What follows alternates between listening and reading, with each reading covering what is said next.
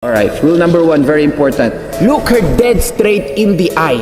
Huwag magpapaligoy-ligoy ang mata mo. The moment na makita niyang umiikot-ikot ang mata mo, that will make her think na wala kang lakas ng loob.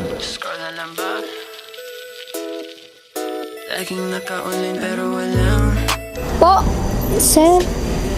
Babe, kakasabi ko lang, di ba? Just call me Carlos. Okay po, sir. Carlos. Yun, gusto ko kayong magkausap eh. Ayoko yung ako yung maging dahilan. Kasi hindi kayo okay ngayon. Gusto ko talaga na maging maayos kayo.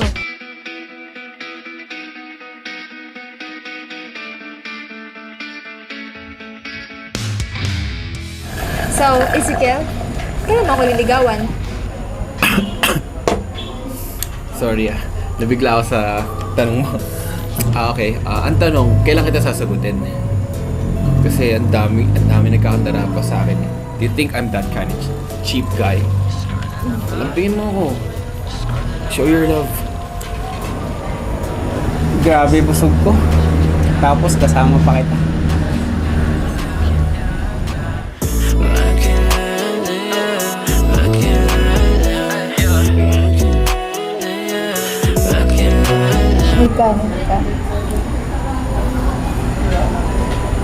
By the way, Ezekiel, Yeah. ano nga palang gusto mo sa babae? Tinatanong mo kasi titignan mo ko na sa lahat ng classification na gusto ko. Alright. And there you have it. I'm just Gusto ko yung puti. Kinis. At maganda yung mga mata. Chubby cheeks. Mabango. And may taste sa fashion. Do you think we have all things that I'm looking for?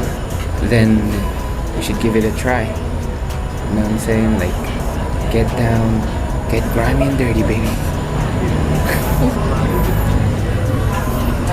Hindi ka pa rin nagbabago. Ha? Ha? Ano yan? Ang gwapo mo pala Siyempre. sa malapitan. I know. Ricky, may sakit ka ba sa puso? Ah, wala bakit? Sayang. Gusto pa naman kitang gamutin. Doktor ako eh. Ah, akala ko babanatan mo ako. Ha? Ako mambabanat? Mabait kaya ako.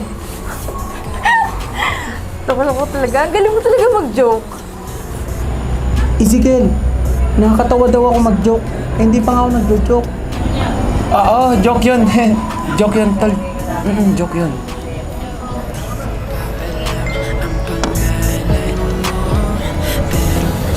Oh, guys, sorry. Urgent lang. We have to go. Agad? Sorry, Trixie, let's go. Nice meeting you, Matt. You're so cute. Bye. Let's go, Trixie.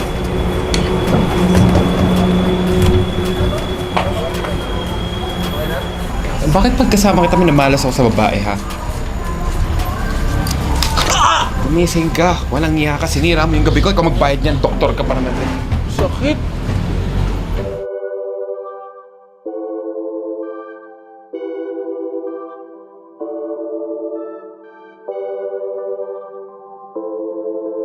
Anyway, babe, kailan mo ba ako balak pupuntahin sa inyo para makilala ko na yung kapatid mo? Sasabihan ko na lang po kayo, sir. Carlos, kung kailan po pwede. Okay, sige. Carlos, may sasabihin sana ako sa'yo. Sa totoo lang, kaya kita dinala dito. Ate, ba't kasama mo yan? What are you doing here? Carlos, chill! Bebang, kanina pa kita hinahanap. Di ba sabi ko sa'yo doon tayo sa may entrance magkita? Bebang, what's going on? Sir. Listen, Carlos. Sinet up namin kayo ni Bebang para makapag-usap at makapag-ayos kayo ni Chad. And don't be mad at her. Ako yung nagsabi sa kanya na yayain ka. Kasi alam ko na kapag siya yung nagaya sa'yo, sasama agad ikaw. And I don't want you and Chad lose your friendship because of me.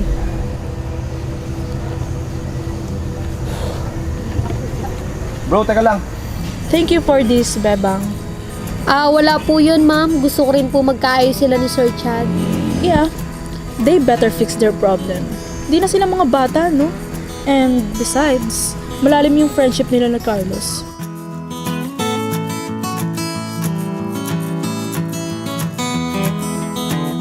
Bro, nakapag-isip-isip ka na ba? Chad, you know the reason why I got mad at you? Tsaka, ayoko masaktan ng ate ko. Kahit di kami ganun ka-close ni ate, ayoko siyang masaktan. I know, Carlos. Pero sa maniwala ka at sa hindi, wala akong intensyong masama sa ate mo. Makipag-ayos ako sa'yo, Chad. In one condition. Huwag mo na sasaktan si ate. Makakasa ka, bro. Hindi ko na siya sasaktan ulit, pangako.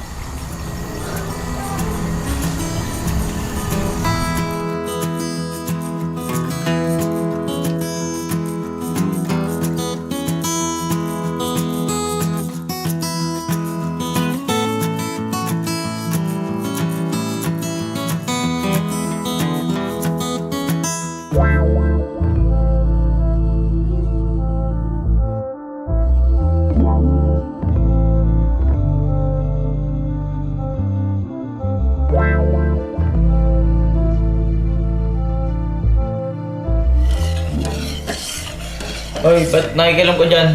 Hindi mo na trabaho yan. Uy. Eh, gusto kitang ipagluto eh. Eh, mali-mali naman ang ginagawa mo eh. Ganito dapat. O, tignan mo ha.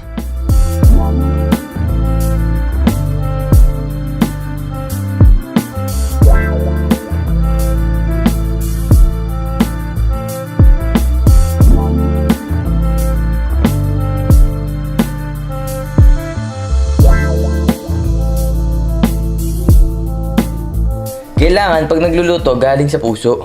Para masarap.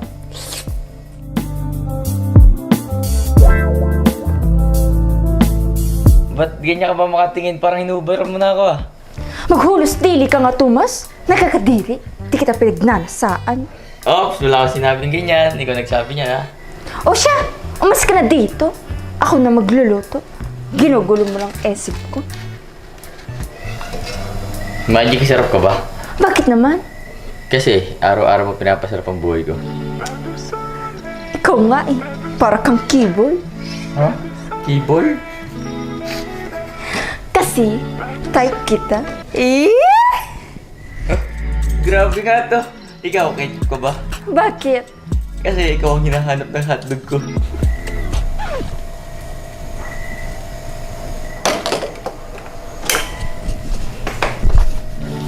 Bakit na naman? Teka lang, may naiwan ka. Ano na naman? Yung puso ko.